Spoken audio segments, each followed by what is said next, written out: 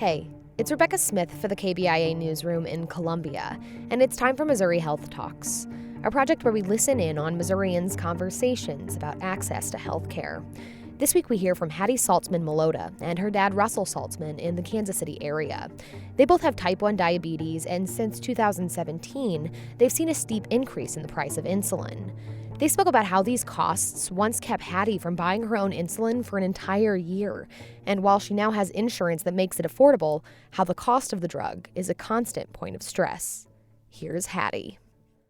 I was 19 and I was ready to go and fill my own prescriptions, and I was prepared for roughly $125 a month, and all of a sudden in 2017 it was $550, and I was a child. I had no money. It never occurred to me that prices were going to go up that fast, that high. 2017 was ridiculous. I never purchased it. I stole some of his with permission. Okay, with permission. That he was getting from his Medicare policy. So that would have been fraud, essentially. But she had it because she was rationing and I was rationing what I gave her. Both of us were rationing without telling the other person, thinking the other person was taking a full dose. I felt powerless. So did I as I got into it. Yeah, the more that I looked into why it was happening, the more I felt like the entire game was rigged against me. I was like, how are you going to give me this illness? Have the ability to treat it with really good product as far as it goes. But you can't have it. But you can't have it. I'm going to hold it way back here. And if you want, you can go buy the crappy insulin at Walmart.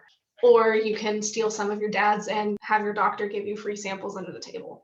Or you're going to have an acquaintance, diabetic, who died from other causes and inherit her insulin. 6 months supply of insulin. Yeah. So it's just, it was annoying. Scary. It was scary.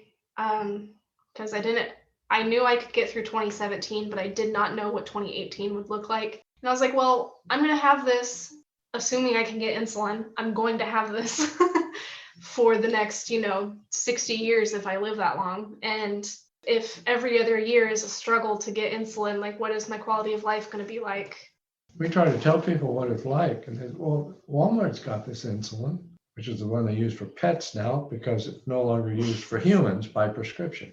My mom had a really good analogy that she really loves, that one of her friends came up with in response to this issue, and it was telling somebody to use the Walmart insulin instead of this good, really expensive insulin.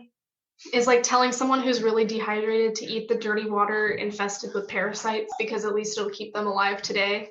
But it might kill you tomorrow, What would it feel like if in some crazy world they lowered the price? I don't know. I think for me, what it would feel like would be a huge weight lifted off of the already heavy illness. And I think it would make life easier, and it would give me a lot more hope for security in my future.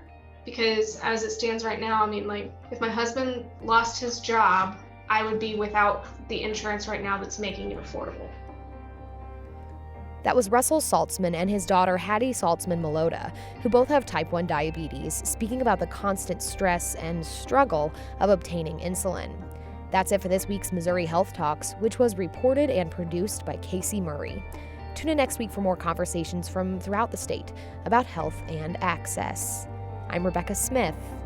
Thanks for listening.